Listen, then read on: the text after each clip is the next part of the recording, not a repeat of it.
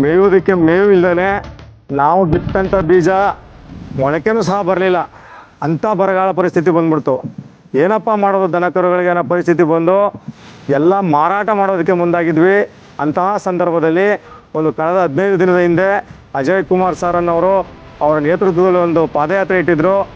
ಎಲ್ಲರೂ ನಮಗೆ ಸಹಾಯ ಆಗುತ್ತೇನೋ ಅನ್ನೋ ಒಂದು ದೃಷ್ಟಿಯಿಂದ ಎಲ್ಲ ನಮ್ಮ ಗ್ರಾಮಸ್ಥನ ಕರ್ಕೊಂಡು ಆ ಒಂದು ಕಾರ್ಯಕ್ರಮಕ್ಕೆ ಭಾಗವಹಿಸಿದ್ದೆ. ಆ ಸಂದರ್ಭದಲ್ಲಿ ಅವರ ಗಮನಕ್ಕೆ ತಂದಿದ್ದೆ. ಏನಂತಪ್ಪ ಅಂದರೆ, ಸರ್ ನಮ್ಮ ಗ್ರಾಮದಲ್ಲಿ ಎಲ್ಲ ಜಾನುವಾರುಗಳನ್ನ ಮಾರಾಟ ಮಾಡ್ತಾಯಿದ್ದಾರೆ. ಅವ್ರುಗಳು ಅಲ್ಲಿ ಬರ್ತಕ್ಕಂಥ ಹಾಲಿನಿಂದ ಜೀವನ ಮಾಡ್ತಾಯಿದ್ರು. ಒಂದು ಫೈನಾನ್ಸ್ ಆಗಿರ್ಬೋದು, ಕಂತಾಗಿರ್ಬೋದು, ಏನಿದೆ ಅದನ್ನು ಕಟ್ಕೊಂಡು ಹೋಗ್ತಾಯಿದ್ರು. ಸಾಲಗಳನ್ನ ತೀರ್ಸ್ಕೊಂಡು ಹೋಗ್ತಾಯಿದ್ರು. ಇವತ್ತು ಅವರು ಜೀವನ ಮಾಡೋದೇ ಕಷ್ಟ ಆಗ್ಬಿಟ್ಟಿದೆ ಸರ್. ದಯವಿಟ್ಟು ಜಾನುವಾರು ಉಳಿಸ್ಕೋಬೇಕು ನಾವು ಅಂದರೆ ಅದಕ್ಕೆ ಮೇವಿನ ವ್ಯವಸ್ಥೆ ಮಾಡಿಕೊಡಿ ಸರ್, ದಯವಿಟ್ಟು ಅಂತ ನಾವು ಅವಾಗ ರಿಕ್ವೆಸ್ಟ್ ಮಾಡ್ಕೊಂಡ್ವಿ. ಅಂತಹ ಸಂದರ್ಭದಲ್ಲಿ ಮಧು ಸರ್ ಅವ್ರಿಗೆ ತಕ್ಷಣ ಕರೆದು, ಮಧು ಅವರೇ ದಯವಿಟ್ಟು ಇವ್ರಿಗೆ ಮೇವನ್ನು ನಾಳೆನೇ ಕೊಡಬೇಕು ಅಂತ ಹೇಳಿದ್ರು.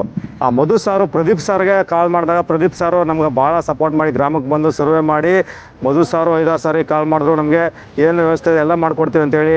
ಮಧು ಸಾರು ಮತ್ತು ಪ್ರದೀಪ್ ಸಾರ್ಗೆ ನಾವು ನಮ್ಮ ಗ್ರಾಮದಿಂದ ತುಂಬ ಹೃದಯದ ಒಂದು ಅಭಿನಂದನೆಗಳನ್ನ ಸಲ್ಲಿಸೋಕೆ ಬಯಸ್ತೀನಿ. ಹಾಗೆ ಈ ಅಜಯ್ ಕುಮಾರ್ ಸರ್ ಅವರಿಗೆ ದೇವರು ಆಯುಷ್ಯ ಆರೋಗ್ಯ ಕೊಟ್ಟು ಚೆನ್ನಾಗಿ ಅವ್ರನ್ನ ಇಟ್ಟಿರಲಿ. ನಮ್ಮ ಗ್ರಾಮದಲ್ಲಿ ಜಾನುವಾರುಗಳಿಗೆ ಮೇಯೋದಕ್ಕೆ ಮೇವು, ಇಲ್ಲಿರೋ ಜನಗಳಿಗೆ ಧೈರ್ಯ ತುಂಬಿದಾರಲ್ಲ, ಅದೊಂದು ನನಗೆ ಒಂದು ಸಾಧನೆಯ ವಿಷಯ. ಅವ್ರಿಗೆ ದೇವರು ಭಗವಂತ ಚೆನ್ನಾಗಿಟ್ಟಿರಲಿ ಅಂತ ನಮ್ಮ ಯಡಳ್ಳಿ ಗ್ರಾಮಸ್ಥರ ಪರವಾಗಿ ಹಾರೈಸ್ತೀವಿ. ಯಾಕಂದರೆ ಯಾರೂ ದನ ಕರು ಮಡಗೋಕ್ಕಾಗ್ತಿರಲಿಲ್ಲ, ಅಂಥ ಪರಿಸ್ಥಿತಿ ಬಂದಿತ್ತು. ಇವತ್ತಿನ ದಿನ ಅತಿ ಹೆಚ್ಚು ಮೇವುಗಳನ್ನ ಕೊಟ್ಟು ಪ್ರತಿಯೊಂದು ಮನೆಗೂ ಸಹ ಆ ಮೇವನ್ನು ಸರಬರಾಜು ಮಾಡಿದ್ದಾರೆ. ಅವ್ರಿಗೆ ನಾನು ಈ ಗ್ರಾಮಸ್ಥರ ಪರವಾಗಿ ಅಭಿನಂದನೆ ಹೇಳೋಕ್ಕೆ ಬಯಸ್ತೀನಿ. ಅಂತಾರಾಷ್ಟ್ರೀಯ ಮಾನವ ಅಭಿವೃದ್ಧಿ ಮತ್ತು ಏಳಿಗೆ ಸಂಸ್ಥೆ ಇದು ಉನ್ನತ ರೀತಿಯಾಗಿ ಬೆಳೀಲಿ, ನಮ್ಮ ಗುಂಡ್ಲುಪೇಟೆ ತಾಲೂಕಿನ ಮಾದರಿ ಗುಂಡ್ಲುಪೇಟೆ ತಾಲೂಕಿನಾಗಿ ಮಾಡಲಿ, ನಮ್ಮೂರಿಂದ ಭಾರತ ಬದಲಾಗಲಿ ಅಂತಕ್ಕಂಥದ್ದು ಒಂದು ಅವ್ರದ್ದೊಂದು ಕೂಗಿದೆ, ಅದು ಯಶಸ್ವಿ ಆಗಲಿ ಅನ್ನೋದು ನನ್ನ ಆಸೆ, ನಮ್ಮ ಗ್ರಾಮಸ್ಥರ ಆಸೆ ಆಗಿದೆ.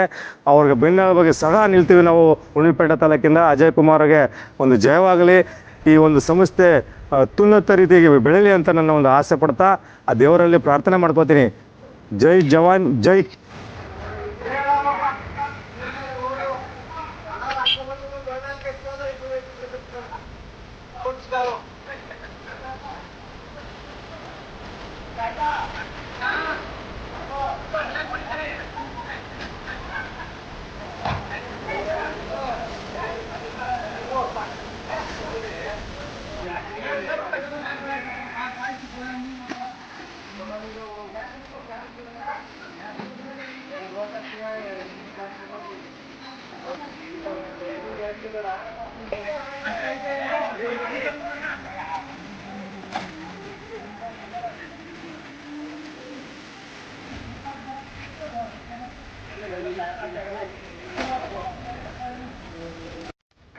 ಎಲ್ರಿಗೂ ನಮಸ್ಕಾರ.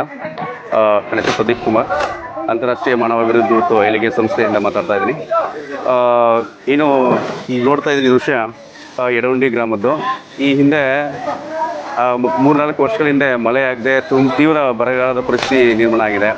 ರೈತರು ತುಂಬ ಸಂಕಷ್ಟವನ್ನು ಅನುಭವಿಸ್ತಾ ಇದ್ದಾರೆ. ಸಾಲ ಮಾಡಿ ಬೆಳೆ ಬೆಳೆದಂಥ ಬೆಳೆ ಕೈ ಸೇರಿದೆ ಸಾಲ ತೀರಿಸೋದಕ್ಕೆ ಹರಸಾಹಸ ಪಡ್ತಿರುವಂಥ ಸನ್ನಿವೇಶ ನಿರ್ಮಾಣ ಆಗಿರೋದನ್ನು ತಾವೆಲ್ಲ ನೋಡ್ತಾ ಇರ್ಬೋದು. ಈಗ ಕಳೆದ ವಾರ ನಮ್ಮ ಸಂಸ್ಥೆಯ ಸಂಸ್ಥಾಪಕರಾದಂಥ doctor B S Ajay Kumar sir ಅವರು ಗುಂಡ್ಲುಪೇಟೆಯಲ್ಲಿ ಒಂದು ಕಾಲ್ನಡಿಗೆ ಜಾಥಾವನ್ನು ಹಮ್ಮಿಕೊಂಡಿದ್ದರು, ಮಾದರಿ ಗುಂಡ್ಲುಪೇಟೆ ಅಭಿಯಾನದ ಅಡಿಯಲ್ಲಿ. ಆ ಸಮಯದಲ್ಲಿ ಈ ಗ್ರಾಮಸ್ಥರೆಲ್ಲ ಬಂದು ನಮ್ಮ doctor B S Ajay Kumar sir ಅವರಿಗೆ ಮನವಿ ಮಾಡಿಕೊಂಡ್ರು. ನಮ್ಮ ಪರಿಸ್ಥಿತಿ ತುಂಬ ಕಷ್ಟ ಇದೆ, ನಮ್ಮ ಗ್ರಾಮದಲ್ಲಿ ಬರಪೀಡಿತ ಪ್ರದೇಶ ಆಗಿರೋದ್ರಿಂದ ತುಂಬ ಕಷ್ಟಕರವಾದಂಥ ವಾತಾವರಣ ನಿರ್ಮಾಣ ಆಗಿದೆ. ಜಾನುವಾರುಗಳಿಗೆ ಸರಿಯಾಗಿ ಮೇವನ್ನು ಒದಗಿಸೋಕ್ಕಾಗದೆ ಜಾನುವಾರುಗಳು ಸಾಯ್ತಾ ಇದೆ. ನಾವು ಹೈನುಗಾರಿಕೆಯನ್ನು ನಂಬ್ಕೊಂಡಿದ್ದೀವಿ.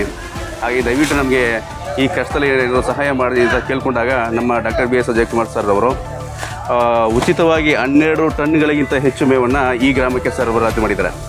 ಹಾಗಾಗಿ ಈ ನೀವೇನು ನೋಡ್ತಾ ಇದ್ರಿ, ಗ್ರಾಮದ ರೈತರೆಲ್ಲ ತುಂಬ ಖುಷಿ ಪಡುವಂಥ ವಿಚಾರಗಳಾಗಿದೆ. ಈ ಸಮಯದಲ್ಲೂ ಹಸಿ ಮೇವನ್ನು ನಾವು ನೀಡ್ತಾ ಇದ್ವಿ. ಹಾಗಾಗಿ ಗ್ರಾಮದವರು ತುಂಬ ಸಂತೋಷವನ್ನು ವ್ಯಕ್ತಪಡಿಸಿದ್ದಾರೆ.